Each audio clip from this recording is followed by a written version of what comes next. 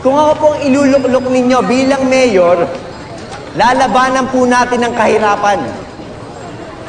Sa pamagitan po yan ng 7 Ps. Yes, tama po narinig nyo, 7 Ps. Gagawin na po natin 7 Ps ang 4 Ps.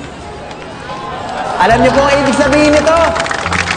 Ito po ang PAK na Pantawid Pamilyang Pilipino Programs Forever.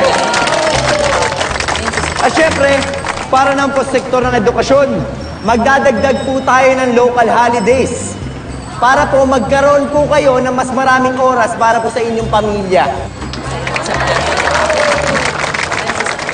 At syempre, hindi rin po natin makakalimutan ng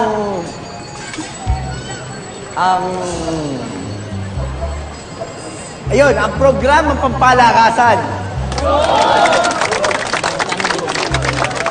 Patuloy po tayo magkakaroon ng mga liga sa bawat barangay.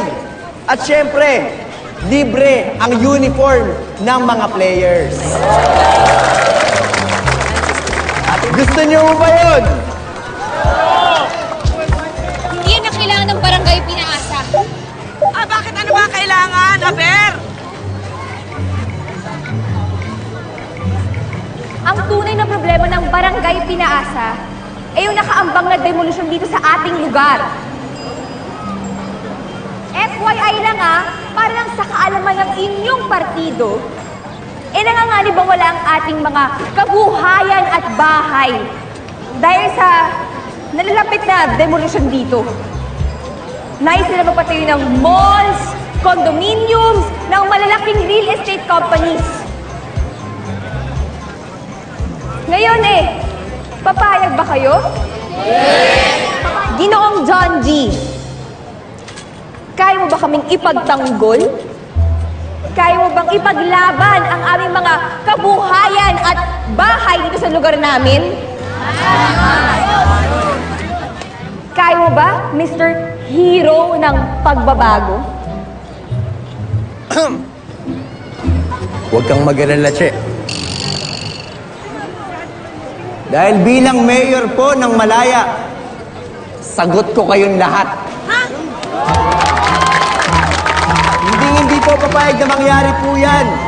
Gagawin ko ang lahat upang tutulan ang demolisyon na yan. Yeah! Dahil alam niyo kung bakit? Dahil mahal ko ang mga nakatira sa barangay Pinaasa.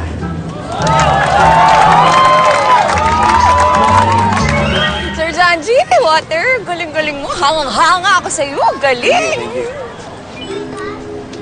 Galing niyo po. Salamat. Uy, Che. Kumusta? Yeah. Tatandaan namin yun, Sana hindi lang puro salita. Consider it done. Kasi alam mo, Che, gagawin ko naman talaga lahat para lang matulungan kayo.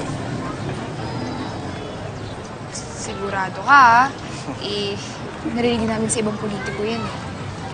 Ibayin mo ako sa kanila. John, kung talagang naiiba ka sa kanila,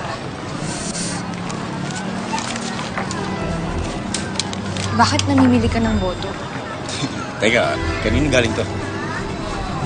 Tanong mo dun sa mga kasama mo. Steph, ano to? Sino namimigay ng pera? Ha? Alin? Sino?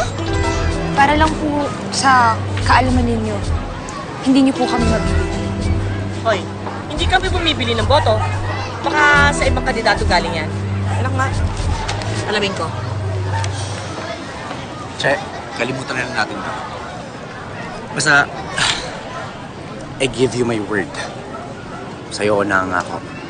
At hindi ko kayang biguin ng taong mahal ko. Di akalang mahulog ng ganito. Gusto ko